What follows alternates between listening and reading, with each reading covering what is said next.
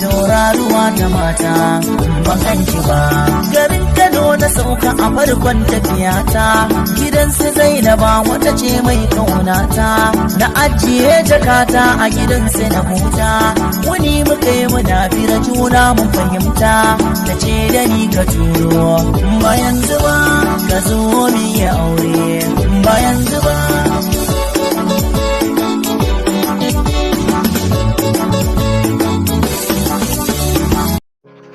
Fitaccen shahararren mawaƙin nan wato Hamisu Breaker ya bayyana cewa insha Allah yana nan yana kokarin fitar da wani sabon album a ƙarshen wannan watan da ake ciki. Lalle Hamisu Breaker fitaccen shahararren mawaƙi ne wanda yake taka rawar gani a wannan lokaci. Hamisu Breaker yana cikin mawaƙa na gaba waɗanda suke taka rawar gani a daidai lokacin da ake ciki.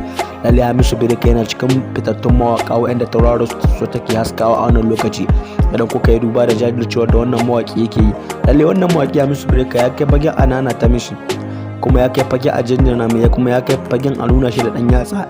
Idan kuka yi duba da irin jajircewar da wannan mawaƙi yake a wannan lokaci, idan har ana maganar mawaƙan Hausa a daidai wannan lokacin da ake ciki, to tabbas Hamisu Breaker yana cikin mawaƙa na gaba waɗanda za a fara kama sunansu a ɓangaren waƙa. Lalle wannan mawaƙi ya samu ɗaukaka a cikin ƙanƙanin lokacin da ba a yi tsammani ba, wanda yanzu haka yana nan yana cin ganiyarsa yanzu haka.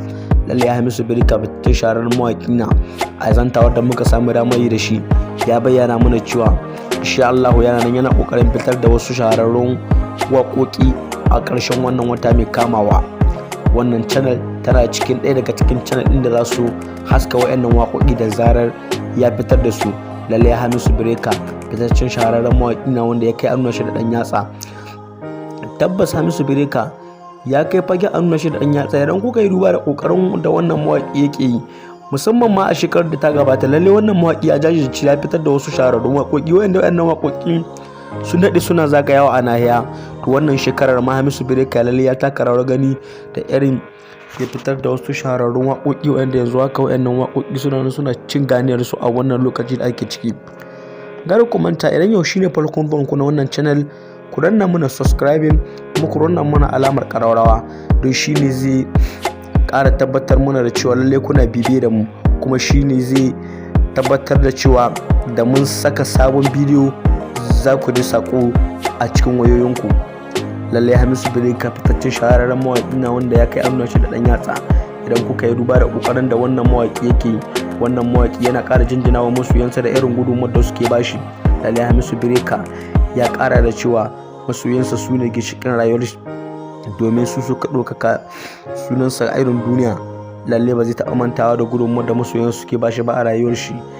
Haka yasa yake ƙara jajircewa da ƙoƙari wurin ganin cewa ya fitar da waƙoƙi masu inganci. Ta haka ɗaya ne zai iya tabbatar da cewa ya faranta wa masoyansa rai. Lalle Hamisu Breaker yana ƙoƙari wurin tabbatar da cewa ya kawo abubuwa masu inganci. Lalle Hamisu Breaker fitaccen shahararren mawaƙi na wanda ya kai amna shi da ɗan yatsa. Idan kuka yi duba da irin jajircewar da wannan mawaƙi yake yi, wannan mawaƙi a kwana-kwanan nan ma ya fitar da wasu shahararrun waƙoƙi waɗanda wayannan waƙoƙi yanzu haka suna cin ganiyar su a irin duniya. Lalle wayannan waƙoƙi da Hamisu Breaker ya fitar yanzu haka suna zagayawa sassa